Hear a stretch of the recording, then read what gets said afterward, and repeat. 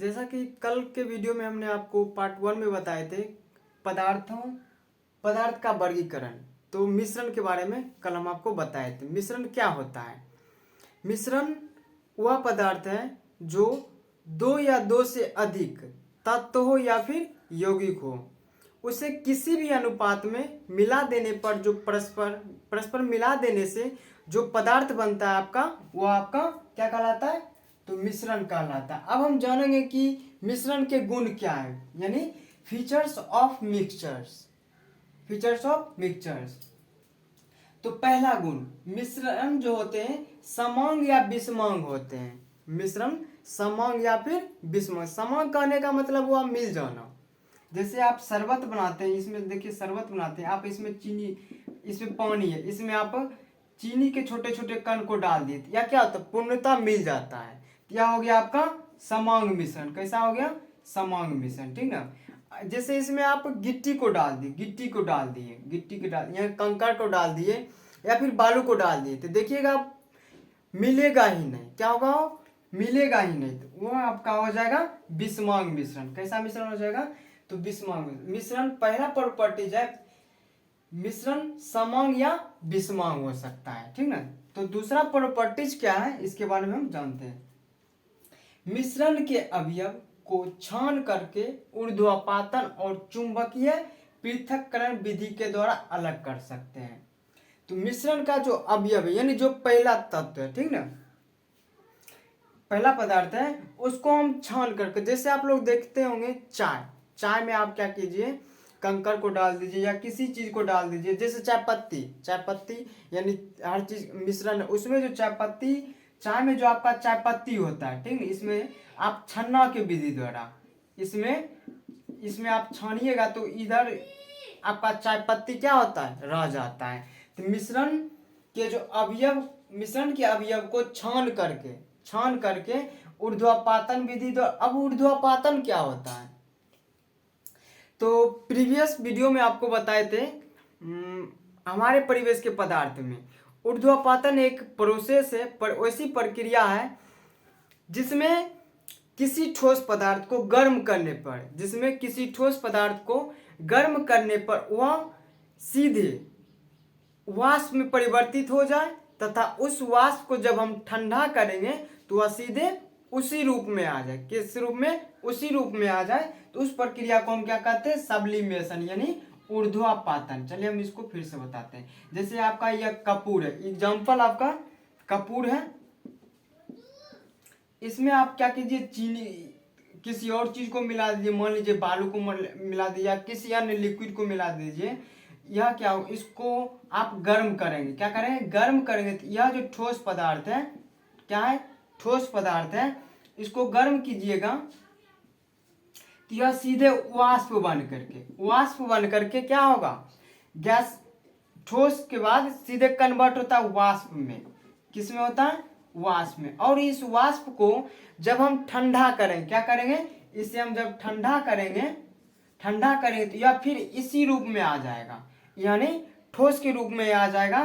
तो उसे हम क्या कहेंगे? ऊर्ध्वापातन कहेंगे। क्या कहेंगे? उसे हम ऊर्ध्वापातन कहेंगे। और चुंबकीय पृथक्करण, देखेंगे आप लोग बचपन में चुंबक का यूज किए होंगे। चुंबक में यानी बहुत सारा बालू है या फिर मिट्टी का कण है, उसमें आप कील को डाल दीजिए या छोटे छोटे कील के टुकड़े को आप डाल दीजिए, फिर ऐसे करते हैं तो सब क्या होता है? उसमें खींचा जाता है। क्या होता है? यानी सट जाता है। तो इसका गुण है मिश्रण के अवयव को छानकर ऊर्ध्वापातन और चुंबकीय पृथक्करण विधि द्वारा अलग कर सकते। पृथक्करण मीन्स अलग करना हुआ। क्या हुआ? अलग करना। अब मिश्रण के बनने में सामान्यतः ऊर्जा का न तो नाश होता है और न ही अवशोषण होता है। आप लोग देखें शरबत बनाते, एक प्रकार से आपका क्या है? मिश्रण है। मिश्रण के बनने में किसी अन्य ऊर्जा यानी उष्मा ऊर्जा, गर्मी या किसी अन्य ऊर्जा की आवश्यकता होती है? नहीं। उसको परस्पर एक पात्र से दूसरे पात्र में, दूसरे पात्र से पहले पात्र में डालते, चीनी को पानी में डालते हैं तो आपका क्या होता है? मिश्रित हो जाता है। इसमें किसी अन्य ऊर्जा की आवश्यकता नहीं होती है। अब है नेक्स्ट आपका, मिश्रण के बनने में कोई रासायनिक अभिक्रिया नहीं होती। आप शरबत बनाइए, उसमें किसी भी कोई प्रकार का अभिक्रिया नहीं होती है। तो अब हम जानेंगे मिश्रण के प्रकार के बारे में। क्या जानेंगे? मिश्रण के प्रकार के बारे में। तो आपका है टाइप्स ऑफ मिक्सचर्स, ठीक ना। मिश्रण के प्रकार आप लोग देखते होंगे कि जैसे ठोस ठोस का भी मिश्रण होता है, ठोस गैस का मिश्रण होता है। ठोस ठोस का मिश्रण में क्या क्या हो सकता है? तो चीनी और बालू दोनों क्या है? ठोस है। उन दोनों को मिला देंगे तो या क्या हो जाएगा? ठोस ठोस का मिश्रण हो जाएगा। ये सब क्या है? मिश्रण के प्रकार है। तो भले वह समांग हो या फिर विषमांग हो, यानी मिले या फिर नहीं मिले, लेकिन मिश्रण तो होगा।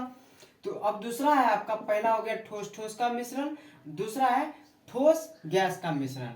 आप लोग देखते होंगे कि मिट्टी को खोदते हैं तो उसमें कुछ बैक्टीरिया यानी कुछ जीवाणु आपको देखने को मिलता है। जैसे आपको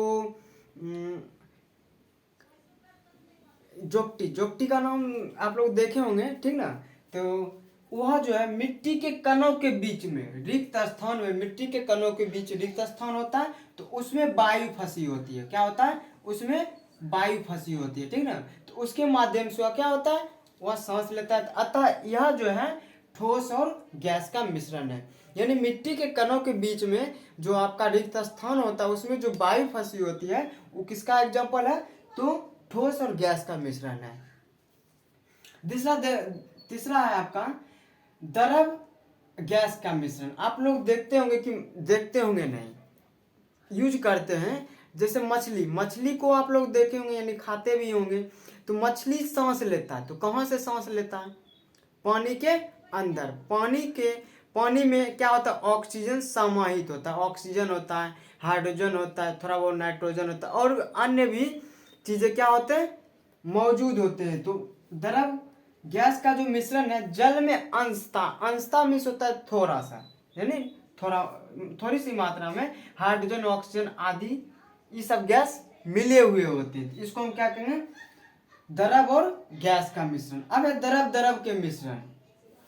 आप लोग देखते हैं दूध में पानी डाल दिए, उधर से वो दूध वाला आता है तो क्या करते हैं? दूध में पानी डाल देते हैं। कोई अक्सर कहीं कहीं पर मतलब करता है, तो ये क्या होगा? आपका द्रव द्रव का मिश्रण होगा। यानी जल में आप एल्कोहल है कहते हैं, जैसे दारू पीते हैं, ड्रिंकिंग करते हैं, थोड़ा सा कहते हैं हम थोड़ा नाम मात्र ही पीते हैं, हम पानी डाल के पीते हैं, तो ये क्या हो गया? आपका द्रव द्रव का मिश्रण। तो जल एवं एल्कोहल जो हुआ आपका हुआ, तो द्रव द्रव का मिश्रण हुआ। अब है आपका ठोस द्रव का मिश्रण।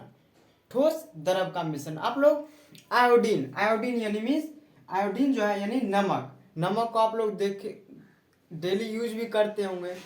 तो नमक को पानी में मिलाते तो वह मिश्रण कैसा होगा? तो आपका ठोस द्रव का मिश्रण होगा। आगे है, अब हम एक क्वेश्चन करते हैं।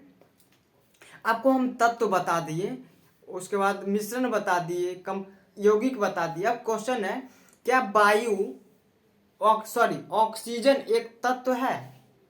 तो इसके बारे में भी हम जानेंगे, ठीक ना।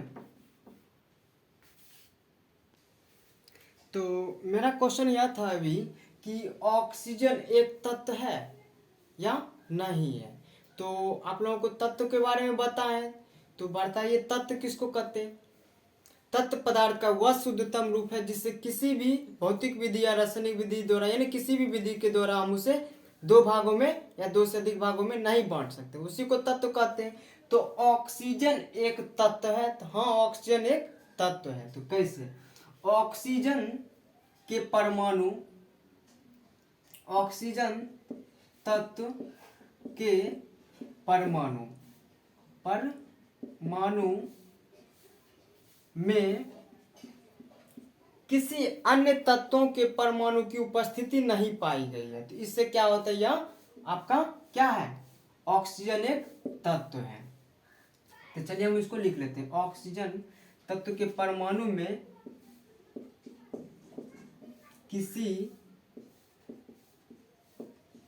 अन्य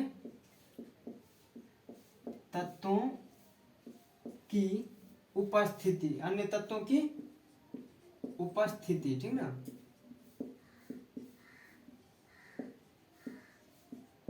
नहीं पाई गई है। तो पहला क्या, ऑक्सीजन जो तत्व है उसमें किसी अन्य तत्वों की उपस्थिति नहीं पाई गई है। तो इस प्रकार हम कह सकते हैं ऑक्सीजन एक तत्व है। दूसरा है आपका, जब शुद्ध ऑक्सीजन की अभिक्रिया शुद्ध हाइड्रोजन से कराते हैं तो आपका जल बनता है। तो इससे साबित होता है कि ऑक्सीजन आपका क्या है, एक तत्व है। तो चलिए इसको लिख लेते हैं। जब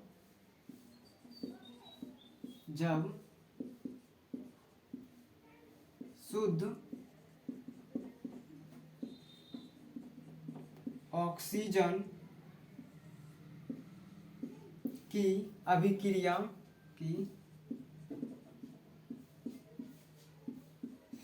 अभिक्रिया जब शुद्ध ऑक्सीजन की अभिक्रिया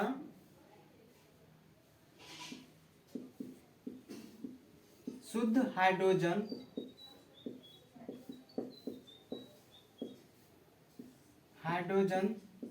से